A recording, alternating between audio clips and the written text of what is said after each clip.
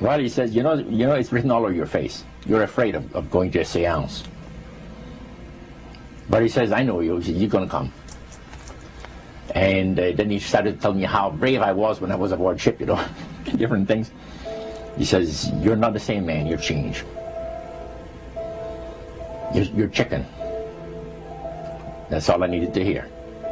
I said, when do we go to a seance?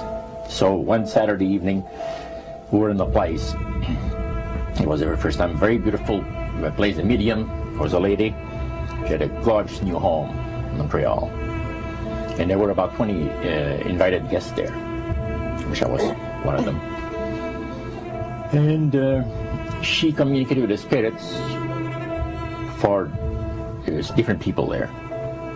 And telling them what the spirit said. One man said, I would like to talk to my friend that died 6 months ago. But I don't want him to appear. Just want to talk to him. Because he says, I don't trust you talking to my friend for me. So the medium says, let me inquire of the spirit. Yeah, the spirit will talk with you. And that big masculine voice was heard in the place. It says, hi, Frank. It's nice of you to ask for me to talk with you. And they had a little chat. And after it was over, Frank says, this is the greatest thing on earth, to be able to talk with the spirits of the dead. Then the medium said, we have a very special surprise tonight for you people. A spirit will manifest itself openly here in a few minutes. And it's like a big gust of wind hit the building. And right through the wall. Now the lights weren't terribly bright, but they were like living room lights. A couple of floor lamps and maybe some of these.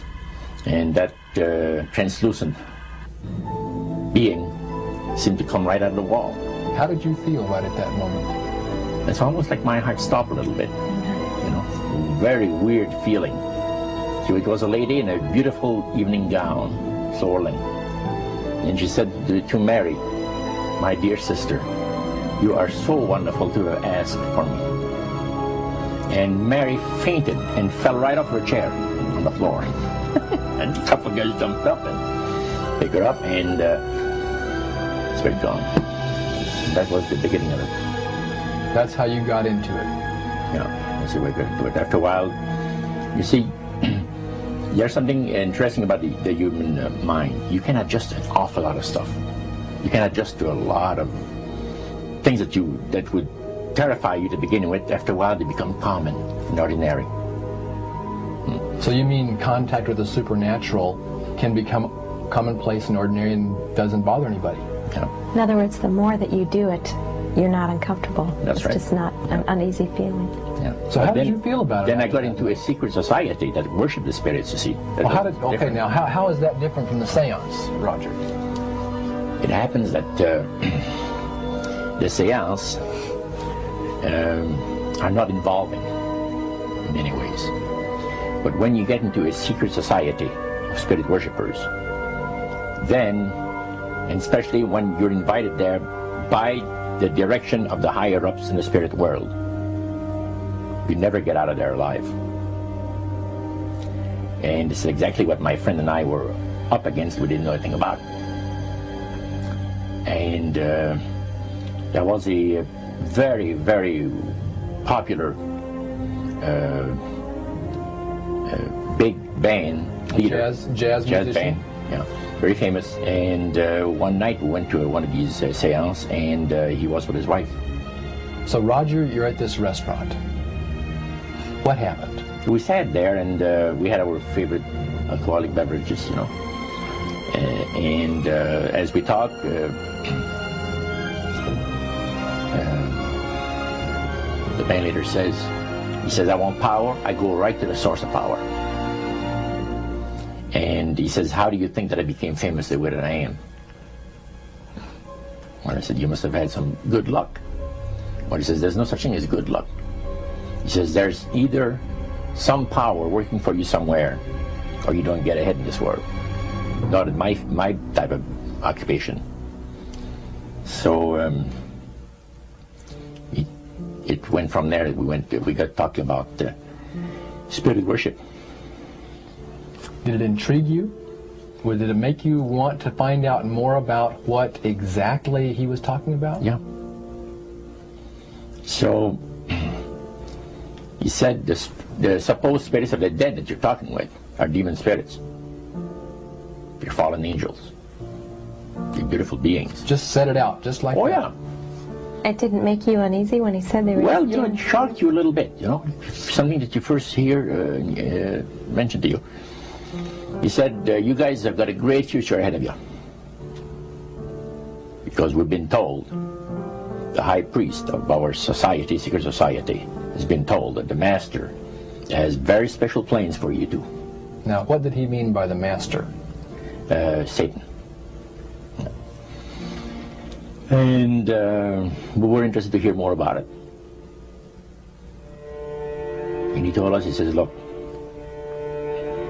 we worship spirits. We worship Lucifer and all his angels. They're just as beautiful as they did before they were cast out of heaven. He says there was a misunderstanding in the whole thing. He says among the inhabitants of the galaxies. And he says our master was misunderstood. And God did not bear with him like he does with people that make mistakes today. So we're in a warfare, good against evil. And we happen to be the evil ones, but we're not that bad. He says, I look at this business between the forces of good and evil. He says, you believe in one person believes in God, and everyone believes in Lucifer. It's like politics. So the great controversy is real. And you've heard someone talk about it that's on the other side. And to these people, they are sold to the fact that Christ will not return to this planet with power and great glory. He's going to abdicate all claims to the planet, because the high priest once said that Christ will abdicate all claims to the planet because he knows that it is lawfully and rightfully Satan's. And at that time he says, so the priest says, well now, he says, for those of you that are new, let me tell you that this is the most feasible way, he says, to please the spirits. It's to deride Christ and his people, and his church and all that. So they sing out of Christian hymnals. They didn't sing Christian words to the hymns, however. Well, they changed a lot of them. Yeah, and not for it's a form of blasphemy. Yeah. Such as you see today in the rock music world. You see the entertainers, they have these crosses. The ladies got earrings, crosses. The guys got crosses. This is a form of blasphemy, a form of deriding Christ. You see. Spirits cause the people to do that, to find pleasure in wearing this type of emblem, which is the cross is the emblem of the crucifixion of Christ for the Christians. Better to reign in hell than serve in heaven, is that it? Why not? I'm here on the ground with my nose in it since the whole thing began.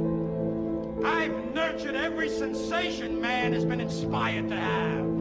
I cared about what he wanted, and I never judged him. Why? Because I never rejected him, in spite of all his imperfections. I'm a fan of man! I'm a humanist. Maybe the last humanist. Who, in their right mind, Kevin, could possibly deny the 20th century was entirely mine?